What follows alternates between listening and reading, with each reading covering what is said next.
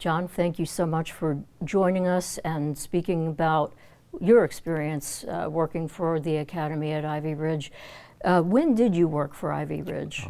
I came to work at Ivy Ridge between 2002 2003, and I left the end of 2006.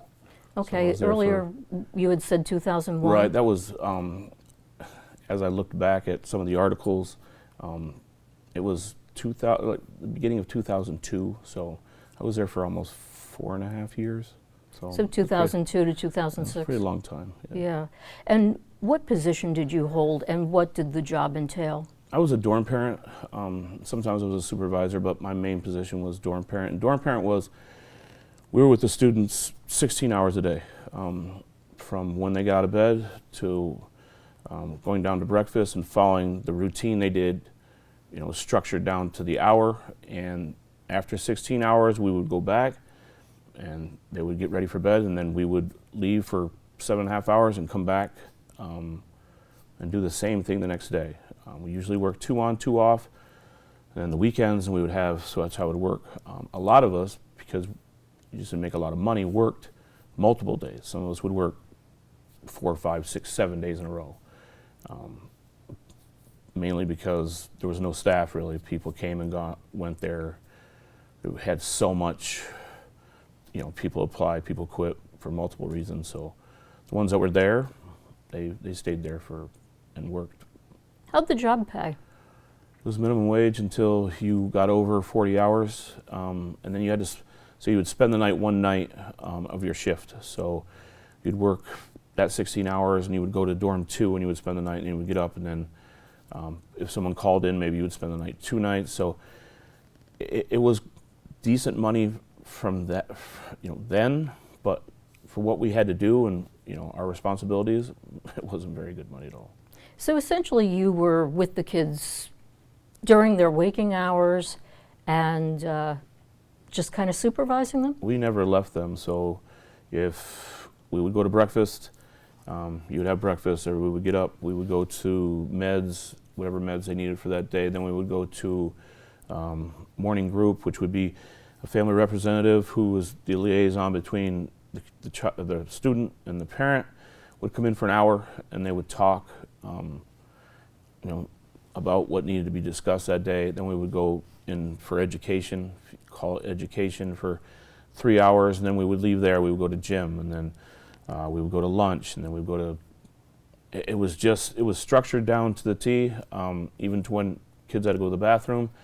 It had to be 4 students. Staff member would take them, come back, and if anybody else had to go, the same thing. So we were never alone with students ever, because first off, it wasn't allowed. Second, cameras would dictate, everything that transpired. But dorm parents pretty much ran that building. People are going to say that's not true, but we were there morning, noon, and night, and that's how it was. So you must have seen a lot of things, and a lot of the allegations are that there were horrible cases of abuse of adults assaulting children. What did you see? I think from what students have said, previous students have said, and what's happened, I think there's a lot of truth from what they've said that hasn't been. The documentary on Netflix really didn't show. It showed more of the girls' side, and I don't know what happened on the girls' side because I wasn't there. So all those allegations may be true or none, I don't know. But a lot of the allegations on the boys' side are true. Abuse when it comes to restraints is something. I saw abuse when I would bring students into administrative offices. That was abuse. If a kid was leg swept and the owner, the director, took his knee and put it on someone's throat till they almost passed out, that's abuse. If he threw him up against the wall, that's abuse. Like, those things that happened on, I wouldn't say a daily basis, but it was a weekly basis for sure, especially for the owner. He had free reign. He could do whatever he wanted. He could pull a kid out of the line. If he didn't like what was going on, he could do whatever he wanted to, and he wasn't a stupid man. Was going to be in that room, or was going to be somewhere where You couldn't see it. Are those things true? Without a doubt. Like, they just are. So you witnessed. Multiple times I witnessed that. You Lots of witnessed. staff members witnessed that. So you witnessed children being thrown against a wall. Yeah. You witnessed children with the knee on a neck. Absolutely. Just things that if your son or my son, if that happened to, we would all go to jail, because no one in a school system or any system should be able to do that. That doesn't happen in regular schools. Like, if you put your hand on a kid in any school, something's going to happen there. I hate to say school because it just wasn't it. There was no education, but we'll get to. Sure. It was just not what was supposed to happen, and it did.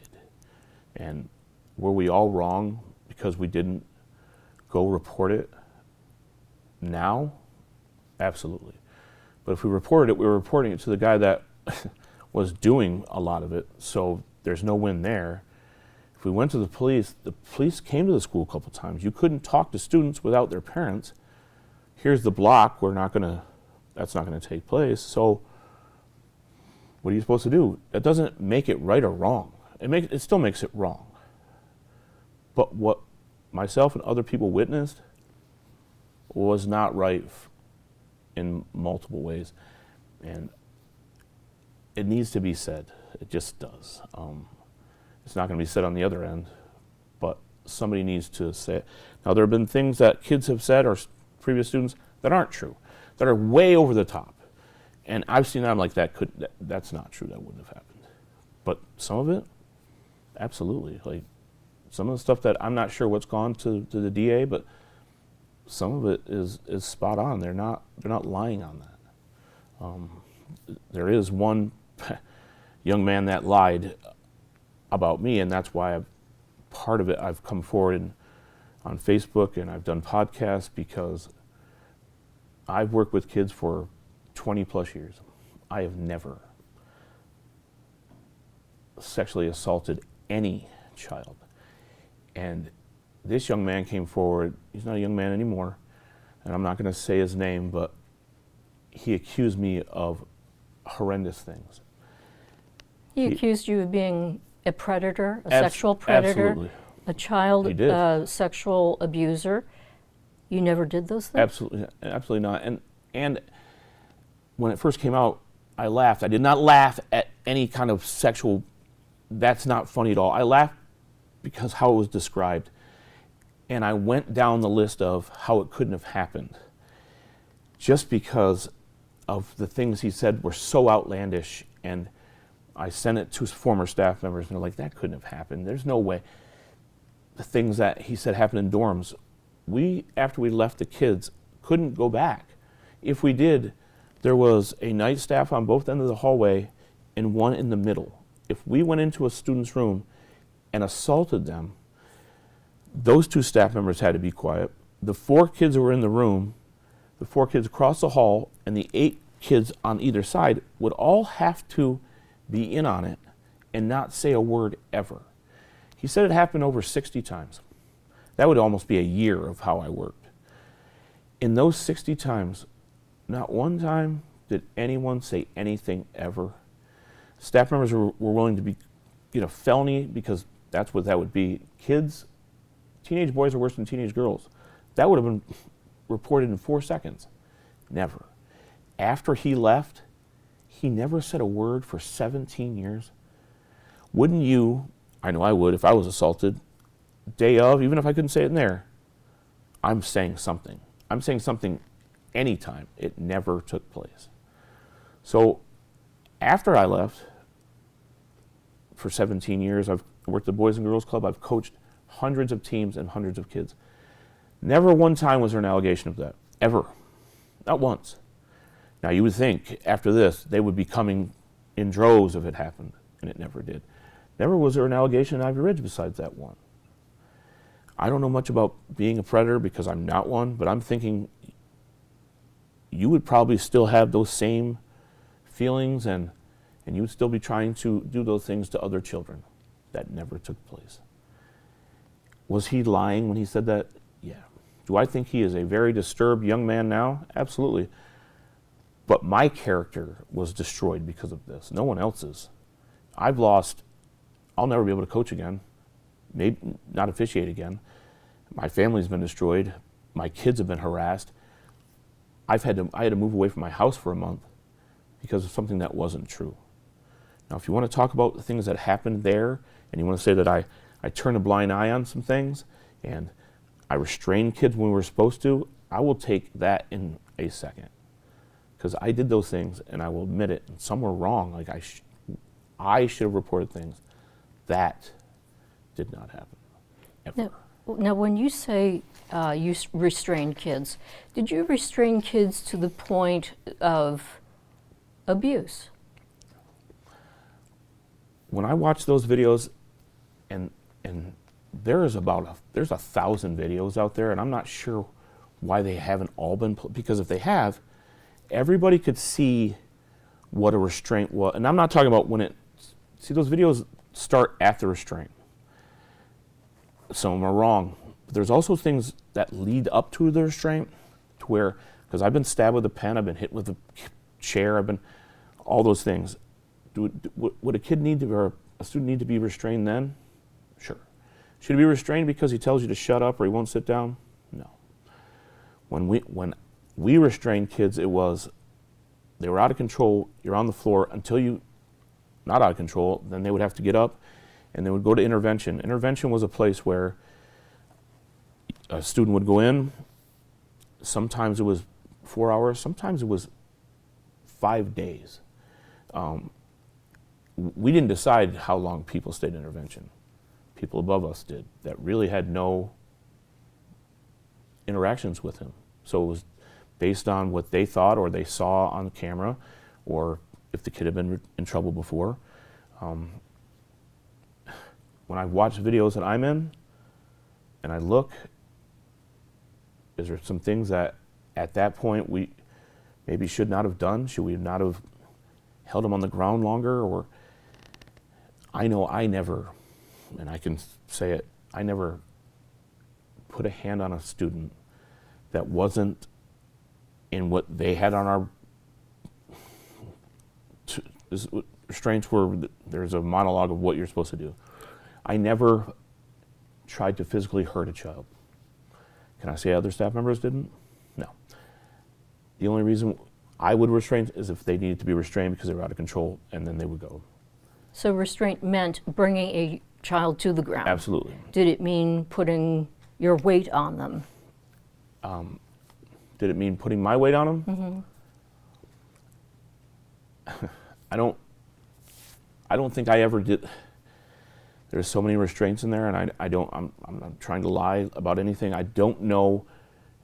I wish I could see 1,000 of them. Now, did I see other people? Yeah. There were 10, 15 restraints a day. Depending on the staff member, was depending on what he was going to do. For myself, I didn't follow that code of if you didn't like someone, they were going to get it worse. But in restraining a kid, did you ever at any time do any thing that would be considered abuse, like putting your weight on them or putting your knee on anything, a neck or anything like that? I never put my knee on a neck on anyone ever. I know I put my knee on the back of a student who was still trying to, and that was trying to have him stop. When he stopped, I stopped. This is just me. Like, there were kids that people didn't like, and.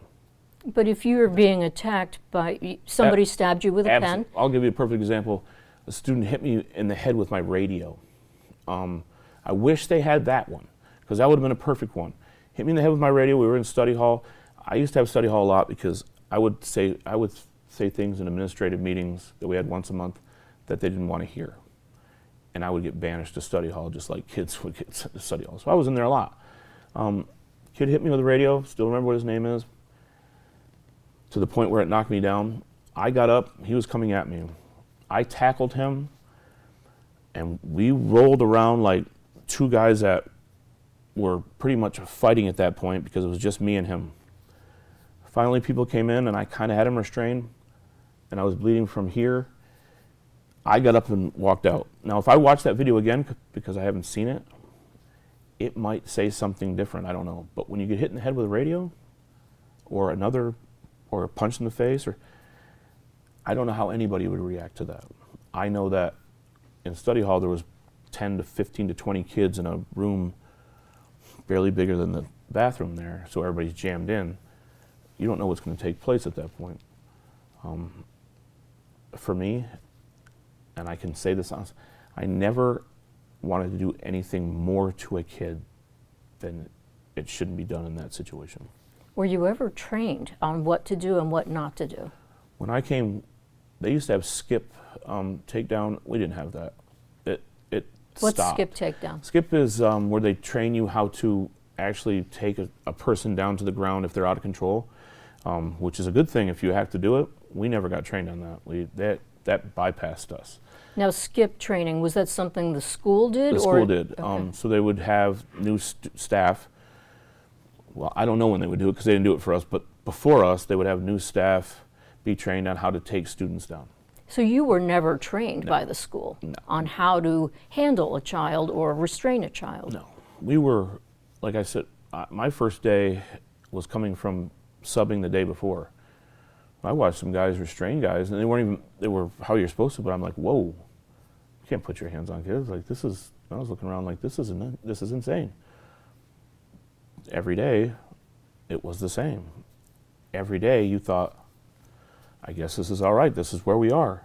After a year, you see so many things, it doesn't justify it at all. Like, I don't want, but after a while, it was just normal. It was, this is what happened in this school.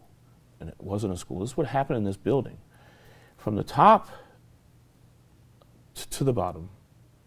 The top leading the way of, now if we did that in a room, if we leg swept a kid, if we did something, threw a kid against the wall, we would have been fired.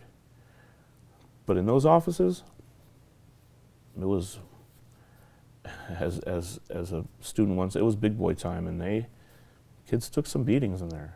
And it's awful to say now because but it's what it was. Some of those kids didn't deserve some of that stuff. Let's talk about 2006. The St. Lawrence County Sheriff's Office arrested you on a charge of endangering the welfare of a child, Mm-hmm. which ultimately led to your dismissal from Right. Ivy Ridge. Tell us what happened. I only got a ticket for that. I never actually went down and was charged, but I was charged with that. And I'll tell you, I wish that video was out because that would be great. Because people would go, oh my, what was that? Like that. But that video is nowhere to be found. I saw it because they played it for me, but it's vanished. So it was a Sunday, and on Sundays we watched movies and gave kids candy bar was kind of the thing. And so we were in a classroom. It was me and another staff member, and he was in the back of the room. There was a young man next to me. His name was Muhammad. I still remember Muhammad. And Muhammad was getting into it with another student. So I said, all right, Muhammad, let's get up and go. So he got up and he was walking, and I was behind him. Another student stepped forward, I won't mention his name, and kicked Muhammad at a place where you shouldn't kick a boy. He went down. I then got in front of TK, we'll call him, and Muhammad stood up and he walked out. Like, that happened so many times that you didn't even blink an eye about. We didn't even fill out an incident report because that's how common it happened. So that night, Muhammad complained about stomach problems. They sent him to the emergency room. And he was yelling and wanted the police and wanted his parents, and so they came. And I actually worked 3 more shifts after that. And Gus Burns came to my house, And he was a detective sergeant at the time? I feel like he was the sheriff then, to be completely honest with you. I think he was. Okay. But maybe he wasn't, but he ended up being the sheriff at some point. And he was talking to me, and I didn't even remember the incident at first. And I go, why are we talking? I go, this wasn't the worst thing that happened before noon. And he said, because, we're going to charge you with what? And I said, with what? I go, and he showed me the video, and I said, he goes, well, you didn't protect him. And I said, I was behind him walking him out. So he said, we're going to give you this ticket. So he wrote me out the ticket right there. I went up to Ivy Ridge. But first, I said to Gus, I go, they're throwing me under the bus here? He goes, oh, absolutely. He goes, it stops with you. He goes, if you're arrested, and the other gentleman who was in the back of the room and had no clue what was going on, then we don't investigate anymore and it's done. So I went to Ivy Ridge the next day, and Dave Graveling and head of human resources, supervisor were in there. They showed me, and Dave was on the girls' side. He wasn't even part of the boys' side. And he said, how come the same exact questions Gus asked. And I said, I know what we're doing here.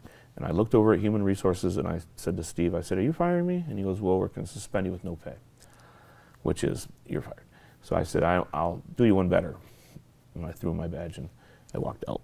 So you quit? Absolutely. Now, there's a resignation letter that's floating around that somehow people found that doesn't have a signature at the bottom, is written like that's not me, because it's typed out, and it was directed to George Tulip, who was the boys' director. I never wrote that. That was the one supposedly begging for your job back? No, that was a different one. There's just another one there. So I resigned. I walked out and threw I'd never sent anything else to them after that. Never a resignation letter, nothing. So that's a lie, which is whatever. And it's up on some of those Ivy Ridge student sites, because they have all the things they found or whatnot.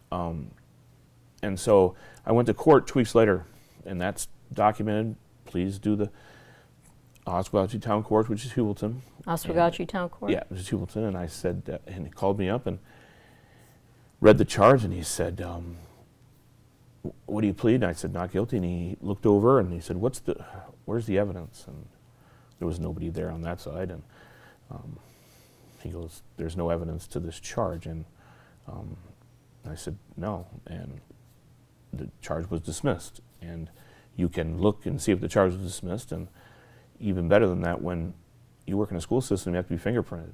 If you work at Boys and Girls Club, that's a national registry. You really have to. If I ever had an endangering the welfare of a child on my record, I'd never be able to do anything I've done since then.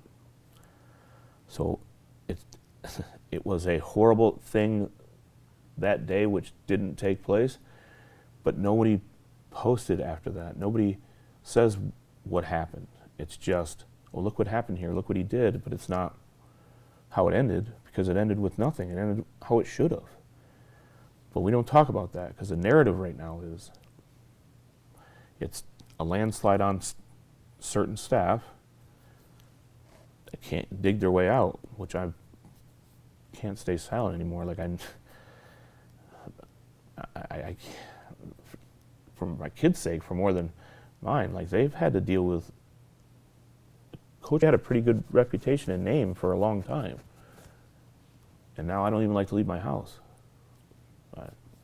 I don't like to go to my daughter's softball games. I don't do the things I used to do, because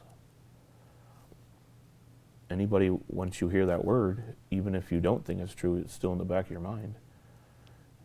And I haven't been able to prove my innocence, and that's another reason why I came here. What message would you like to get out to the public that will see this? And this includes former students, it includes people that are now treating you like you're a pariah. What do you have to say? That's a perfect word. You know, I've done things in my life that I'm not proud of. We all have. Even not too long, like there's mistakes, and then there's being an evil pedophile predator. That's just not, it's a disgusting thing for one. It's not who I am. It's just not. Like I've put other people's children in front of my own sometimes. And before I die, I need that truth to come out. As far as Ivy Ridge went, there's things that happened to kids there. I witnessed, I saw, maybe there are kids that still think I was wrong. For me, I apologize to them, just for me. Are they lying are they telling the truth about everything? No, but their truth is a lot closer than people that either aren't saying anything, not dorm parents, but administration who gets to just hide behind this. Those kids aren't lying about a lot of things that happen. And I don't know if it's been so long, if justice or some of that stuff, people need to be held accountable for. If someone throws a kid against the wall, almost knocking them unconscious, there's no justification for that. What could he have done? He just walked in your office. If, so many times study hall was here and the dorms were 5 feet away into a bedroom. Supervisor would bring a kid in there, joke with them, slam him to the ground, sit there until he realized what was going to happen that day. It was wrong. Like, should we have reported it? Yeah, absolutely. Then you can make excuses why we didn't, just for me, not for anybody else. But a lot of stuff happened that just wouldn't or shouldn't have ever happened. And now, if it happened, if you went to Watertown school and the principal brought a kid into there, that principal's leaving in handcuffs. That day he got into his brand new truck and drove to his $1 million house, and it was okay. And his administration followed his lead. Like, and This was Jason Finlinson? Absolutely. Like I said, I don't know about the girls. I'd love to validate their. I can't. I don't know. I knew her, the lady they're talking about, but I didn't know her outside of that. And maybe they're telling the truth. Some of the things they say would be really hard for it to happen during the day.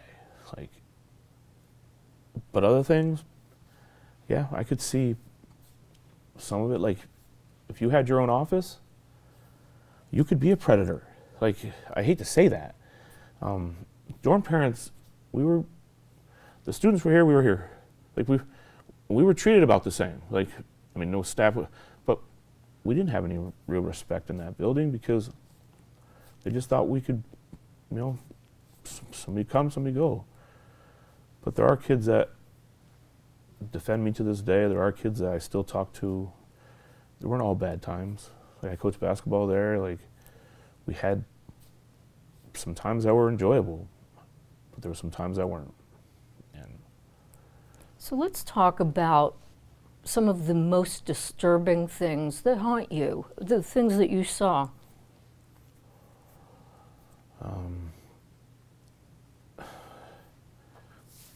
When a student came that day, and he was outside, and the director went outside.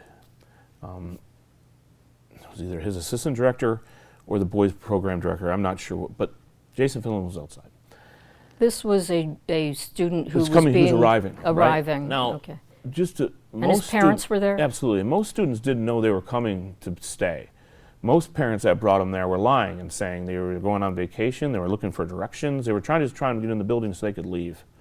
Like, that's how you would get kids in the building a lot of the times. Or transporters would go get them in the middle of the night out of bed and bring them there. Now, once again, I don't know what happened in any of those things. I've heard that, but I don't know. I just know when they got there. So we went outside to get him. He really didn't even resist until he finally figured it out that they weren't coming here to ask directions. They weren't coming, and he started to resist. And Jason Finlinson did his leg swept him, and his head hit the pavement. And I remember bouncing up, and I kind of caught eyes with him and he always used the word dude all the time. Settle down, dude, he would say, or I could still hear that. And he took his knee and put it directly right here as his head was up like that. And I'll never forget, Dad was standing right there. And Dad looked like this is what it's supposed to be. And I thought to myself, I think my son was 2 then. If I did that to my kid, Like, and the mom was crying more. The mom to me was crying more that she was going to leave him, not what was happening, because they seemed all right. And he stayed there for a minute and got him up, and they walked him in and took him to intervention. He stayed a long time there, but to watch parents, that group of parents, know what was going to happen when he walked in that door and still left him there, that's tough. Like, that's, the night of the riots, there's only one video footage, and it's not even good. It's like the back of a staff member, and then kids just run by. And this is the one that's in the Netflix documentary, right? Absolutely. Yeah. Right? We were actually out that night, a few of staff members, and they called and said there's a riot, and we went up. And like I said, I got along with 98% of the kids. I never worried when those kids were running around with sticks, and I didn't worry about it at all. Me and another staff member went to the cafeteria. I should have this video too. And kids are smashing windows and they're climbing out, and they're taking the juice, big juice containers, and they're pouring them out, and they're drinking, they're getting candy bars, and we're just kind of sitting there watching, like, we're supposed to stop. Now, other staff members, two of them got just beat to a pulp in the bathroom because this was a chance Students for, beat the staff absolutely. There members? was some chance for some staff or some students to get some payback on staff members they didn't like. They turned the lights off in the bathroom and had some broom handles and some other things, and those two guys, you got it pretty good. Then the sheriffs and the troopers and everybody showed up, and they were all put in a room, and not just kids got arrested that night. There were 3 or 4 staff members that got arrested that night. One that came with us, and he was trying to defend a student. He was in the wrong, so he got arrested, but there was 12 or 14 kids that got arrested. And so after that day, for like 3 straight days, kids just went to computer labs and pretty much did whatever they wanted.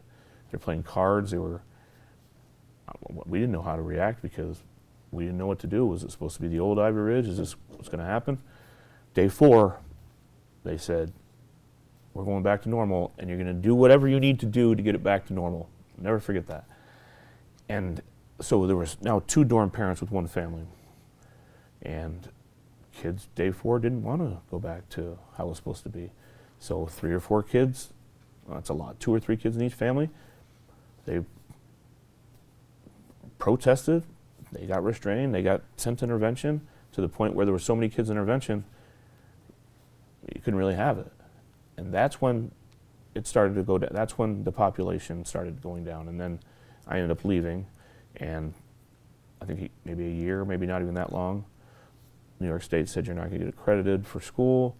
Obviously, you're not going to send your son or daughter to where they can't get education. Not that they got education before. And then the school closed. But just to go on the education thing, we would go into a classroom for 3 hours. There would be monitors that kids would sit at, okay? There was 1, maybe 2 people they called a teacher. Maybe 1 was accredited. Most were substitute teachers working to try and get their degrees, or some just, I don't know what they were.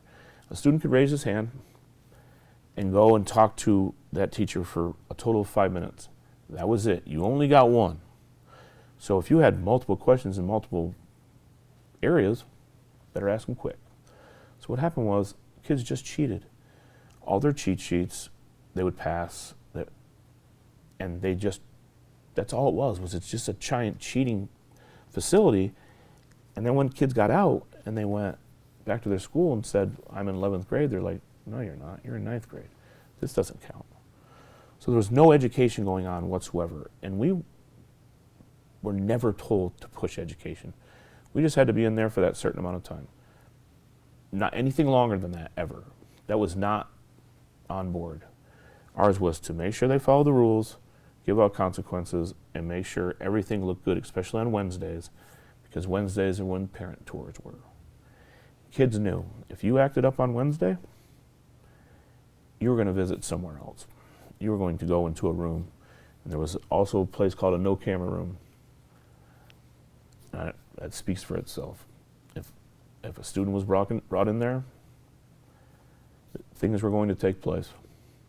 Assault, abuse, what was going on?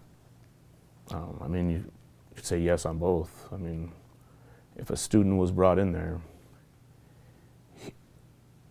I'll tell you this, if a student was brought in there by administration, we weren't going in there. Dorm parents weren't going in.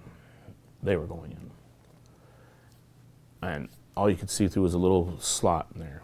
But those were grown men doing things to kids that, shouldn't happen, period. I wish there were some students that would come forward and just be honest about a lot of stuff, because we'd be on the same page. Have I ever been in the no-camera room? Yeah. Did you ever witness anything? Absolutely. What did you witness? I was in the no-camera room. If dorm parents brought a student in, there would be 3 of us. We would bring a student in if he was completely out of control. Completely out of control, he has to be put to the ground and he has to be held there until he's under control. Now, I can't tell you what other people did, because if you weren't going to have excessive force, why wouldn't you bring him into another room that has a camera? So a lot of people, there were kids that they didn't like, and this is going to look bad. There were certain staff members that didn't like certain kids. I had a few kids I didn't care for. It's life. You don't like certain people. It's fine. But some of those kids got took in there, and just it was big boy time, and they were going to understand why they shouldn't act the way they were at that point. So excessive use. Of course, there was excessive force. Sure, you're not going to take someone in that room unless something else is going to happen that shouldn't. I mean, now there was no sexual anything. But there were kids got mistreated in that room, or because A, the administration was in there and they were going to prove a point. B, there was a staff member that didn't like a kid. Now, that room might not be used for a month. It's not like they were going in there every day. So when you saw someone going in that room, you thought to yourself, I thought to wow, this isn't going to be good for him. And then he would come to intervention right after that, and he would sit in there until administration thought that he shouldn't be in there any longer. What is intervention? Intervention is they use the word so wrong, because we all know what an intervention really means. That's not what took place. You'd go in there. It started off, there was no chairs, there was no couches. You would lay on your stomach with your chin on the floor, your legs up behind you and your hands behind your back, and you would stay there for hours upon end. Were they restrained with their arms and legs? No, you had to put them there. Now, if you didn't put your arms there, then someone would help you put your arms there, and that's what would start restraints. But you would stay there for hours, like with your chin on the floor, hands behind your back, legs in the air.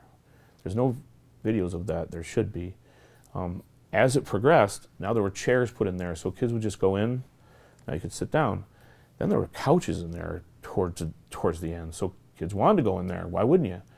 But then they would act up, and then you can see those videos. There's a couple videos on the Netflix thing where that happens. Like the one where a child is sitting on the couch and an adult comes over and throws them down, or throw them into a wall, right? Or even puts hands around their necks. Yeah, that the hand around the neck was a study hall. I know the room, so it was study hall, and I'm not sure what happened to all the other kids that were in there. Why he was the end of it, and I'm 99% sure that young man that was getting that is the young man that accused me. I can't say it for certain because he hasn't, but he's put that video, or he's put that post up on his, so I don't know why he wouldn't, but he hasn't told, so I'm not sure. So I don't want to say it is, but what's the justification for that ever? Can you imagine one? There's not one for choking. There's just not. Yeah. So no. I'm sorry, go ahead. No, so you can't justify some of the things that you saw. But there are, like I said, there are times where you're assaulted, you have to be able to respond, and it's going to be more aggressive than maybe what it should be. You get in the face with something, you get stabbed with something, that's what's going to take place. It was the atmosphere, and it's still wrong, but when you're there every day, it just becomes normal. And it wasn't, but it was. Like when people would come in to tour, and I'm like, you're not seeing what this place is. You're not. But for us, every day, you didn't want to be put on alpha staff, because that was when they called on the radio, you knew you were running someplace where there was going to be a restraint, because that's what happened. And if you didn't want to be put on with certain guys. I didn't. I used to tell, nope, because I knew it was going to happen. If he's going in the room first, that kid's going to get it, and I don't want to be part of going in there with him. So I would say, if you're going to put me on, I want 1, 2, 3, and it would be different. And you can ask some students, even the podcast I did, they used to call a bunch of guys the pain train. And when they were on alpha staff, it was going to be different. And those restraints were going to be different. So there were certain staff members called the pain train? Absolutely. You can see, if you watch the podcast I did, Nick, who's on there, he probably was restrained 50 times in that building. He knew. I would walk into the classroom sometimes and say, listen, you know who's on alpha staff today, don't do it. And kids are going to listen or they're not. But yeah, there were guys that, I'm not going to say enjoyed it, but they added more emphasis to it. There have been allegations that cult-like activity was going on there. What, if anything, did you witness? So there was the program that we worked in, and then there were things called seminars. And seminars are exactly a cult. It's insanity what goes on in those places. And it's just not for students, it's for their parents. Their parents have to go through these seminars too. So I volunteered the first time. I was like, if you go over there, you get to, it wasn't like a regular day. I was like, so we went up there, and they started off with, everybody got a towel, and you had to beat the floor for an hour. And you're screaming things like about your parents or about things that have happened, and it just continues and I'm like, well, this is not, like, what is this? This is insane. And it would just continue, and it would continue, and to the point where who could hit something for an hour? This was students hitting the floor with yeah, a towel. Absolutely. And they were screaming things, and I remember looking over the person I was with. I'm like, what the hell is this? This is crazy. And then they'd have to get into groups, and they would have to stand up, and they would have to say things of why they were there. And if the person that ran the seminar didn't like what you said or didn't think it was enough, you didn't graduate that seminar, so you wouldn't be able to move up levels. So kids began lying about, some kids never did drugs. They were just there they were saying they did heroin and cocaine, because that made it look better, and they would pass. And I asked 2 kids that played basketball for me, why did you say that? He was like, I had to. The more you say, you're going to pass. And they always said, you got to fake it to make it up there. So you would just lie about it. And the girls were better at it, because they had known the stories from before, so they were, but it was so out there. And some of the things they would say, about abuse outside of here, that just didn't take place, but they were saying it to appease these people that are running these seminars. I used to never go back. I said, it was just so, it was cult-like. It was just nuts. And then the parents had to go through their own seminar to be able to see their son. So they had these things called PC1, which was parent-child 1. So you both graduated a seminar, and you would be able to see each other somewhere. Well, if a parent didn't graduate a seminar, you could come, but you couldn't interact with your child. So you had to go through those too. By the way, those are triple the amount of money that. So everything was about money. The seminars that parents took, those weren't free. PC1, PC2, PC3, all the way up, you had to be level 5 to leave, so they had to go through all those things. Which, why would that matter if your son's trying to do things, schoolwork, and he's trying to, figure out life? Why does he have to go through these things? We didn't had any idea. It was basically about money, but it was just the things and they would have to do, and there's lots of other things they would do in those. It was just crazy. It wasn't real life there. That was not how life is. From you walk through the door to when you left, it just wasn't. It wasn't a school. Kids aren't ever allowed to have hands-on, maybe in a juvenile detention center, but that's not why they were sent there. They weren't sent there because they were felons or, maybe had someone in trouble. But just everything that happened, you just got used to it, and it was just. When I left, I never thought about that place again, because I didn't want. And when this came up, I thought, why are you guys still on this? Why are you still? Get over it. That was because it was 20 years ago. Now that I've talked to guys that some of them still. So you couldn't fill your juice class past a certain line because you'd get a consequence for it. Some of them don't fill their cup of milk at home past a certain line. Some of them will sit down because we only had 5 minutes to eat, and that was with seconds. They'll eat their meal in five minutes and be done, and just put their hands to their side. That's what you had to do, and watch everybody else eat. And that's what happened. And you only got 5 minutes in the shower, and that was shower, you'd be dressed, and back in line. And they're like, well, it doesn't even take us that long because we're still. I didn't think about any of that. Why? Because it was just our job. For some of them, 20 years later, and you're still having program, things going on. Well, those were formative years. Absolutely, which I didn't understand then. I do, but nobody did.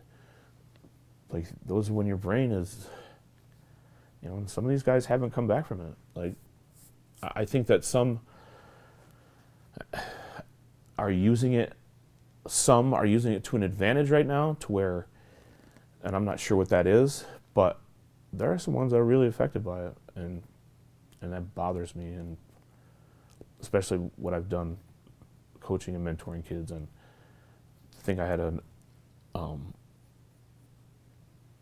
some responsibility. It's bothersome. And that's why I need to clear my name, but there's some other things that need to take place as well. I don't know if it will, but it needs to be said. Yeah. So, if you want to, would you like to apologize to anyone, or just in general? Or I did this the other on the podcast I was on, and I apologized. Like I said, I remember the two guys. I didn't think our interactions were that deep, but to one there was, and I also didn't know he went through what he went through, and I apologized to him, and it was pretty emotional because he needed to hear that. He needed to hear that he wasn't wrong on all those levels, and what he went through was tough, and I had something to do with that, and it's not something. So yeah, if and I can think of maybe six, 7 kids that in those times that I probably wasn't good to, maybe they gave an extra consequence so I could get them away from me, or just I wasn't. So yeah, I would certainly apologize to them. I would like to apologize to them in person, because I don't know if people can say whatever they want, but I'd like to sit down and have a conversation with anybody that thought that because that's not how I've lived my life since I've left there. Someone remember me as, a person that wasn't trying to help them. Maybe I was trying to keep them back, and that place, if you didn't gain points every day, if it was me, I probably would have jumped through the window. It was maddening. Some kids were there for 2 years and never gained a point and stayed level 1 the entire time, and they didn't get anything out of their lives for 2 years. No education, nothing out of that program. So I would love to apologize. I would love to do it face to face, and if I can't, if this is what needs to happen. Yeah. Yeah. And you obviously have some regrets. Well, first off, I regret ever working there. I think a lot of us do, and not because of what's happened, at least for me. I don't regret some of the relationships I've made that I still have. I love those relationships, and they started there. And I never would have met those guys if we weren't there. The guys being? The guys that play basketball for me, other guys that I still, guys will send me Facebook requests, hey, free, but that stuff. Are you talking students? Absolutely, yeah, okay. they were there. Oh, absolutely. I probably still talk to. I used to have about 50 of them. I've eliminated a lot because I don't know who you can trust at this point. But I used to, Facebook message, hey, how's everything? They're grown men now. Like they have their own families. That's good to see. Like some of them have flourished since this, and not because of that place, in spite of that place. And so yeah, I think at this point, if you found anybody that enjoyed working there and it doesn't regret it, I think they'd be lying, because any person that's ever worked there has been up on Facebook at some way and attacked at some point. Is that justified or not? I don't know. Let's talk about the attacks on anybody who worked there. Right. You've talked to some staff members who have been targeted, if you will. Tell us what you have learned. I'm still friends with some staff that work there, or at least we were friends. It's hard for us to talk now because who knows? It's just tough, but there are guys that work there that, like myself, have worked tirelessly to try and still work with kids, to try and get your own basketball program, to try and be officials, to try and be coach, and all those have been wiped out. Like, school boards aren't even giving you, it's not even the benefit of the doubt. Now it's, if people make phone calls, we're not bringing you back. You're not going to be able to do this. You're fired from your job. You're suspended.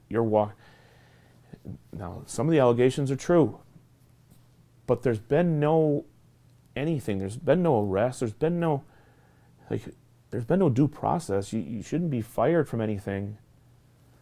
And the stuff that's on Facebook and social media, the attacks, are so over the top, so just the slander, the outlandish stuff that couldn't, you just look at it and go, oh my God, and people believe that stuff. People, they got into that building and they found all the paperwork, and there were blank paperwork. So now my signature is 4 different things on 4 different, I didn't fill those out. Yes, no. So some documents have been forged. Yeah, and it's not even hard to, bring up 4 of them. Which one's mine? It's not even, someone's not even accurate, not even close, but there's 50 comments behind it. It's like, see, we knew you did. And for others, they make videos of, some restraints, and they make videos of how they're going to come and take your jobs, and they're all, you can't make it up because it's all there. But when does it stop? When is it enough? What do you need to have happen? And I've asked this to some of them. When is it, do you need them to die? Do you need them to lose everything? Do you need their family to throw them out in the street? When's it enough? Because it doesn't seem, and I'm not saying abuse is right, but when does it stop? You're not even targeting the real people. Finlayson lost his job in Arizona. Some other people were suspended with pay. But you're coming at the people that are the easy targets, which is the dorm parents. But when is it enough for you? Maybe it's not. Maybe you need that validation. But it's not even the kids that are complaining about what happened there. It's people that didn't attend. It's people that, had friends that went there. If the staff or the students are angry, okay. How does anyone else get to dictate now? When they weren't there, they have no idea what's right or wrong. How do they dictate what goes on, me making a living, or me trying to raise my family, or people can't even understand how hard a relationship would be. Who stands behind a man who's been called a sexual predator? How do you do that and still go on and live your life and be a teacher and do all these things? Or others, staff members whose wives have left them already because they can't. So you know of some Absolutely. former staff members who's... Of course. And who's lost jobs that they've given their lives for. Now, listen, if they did it directly, then should they be fired? I think they should be arrested first. I think some legal stuff should happen. That hasn't taken place. Nothing has. This happened in what, March? The beginning of March? We're almost to May? It takes that long? Like, something needs to take place so people's lives can be put back together. And if those people are arrested, then let the due process happen. And if they are convicted, then they go to... But if nothing takes place, if there's no arrest, and all this still happened, did you get what you wanted? Like, I don't know what the end game is at this point. Because now we're not even talking about people being arrested anymore. That's gone. We're just talking about how we can... People are always like, where does she work? Where does he... So we can call their boss, and then they can be... Shouldn't it be the legal system first? I don't know, because at this point, I don't even know what's right or wrong. It's almost like vigilante justice. That's exactly what it is. Yeah. And how do we defend ourselves? I've tried. It gets spun. This right here, I need it to reach people that believed in me at one point, and they can see that is not who I was or who I am. Others, we live where we live. But the second part is the truth is there. And hopefully it's closer now, because, yeah, a lot of that stuff happened. Some of it didn't. Some of it aren't true. But a lot of it happened. Somebody should take accountability for that. I think. You shouldn't make millions of dollars and then disappear, leaving everybody else to hold the bag. Yeah. I don't. Let me just review some of the questions that I have here.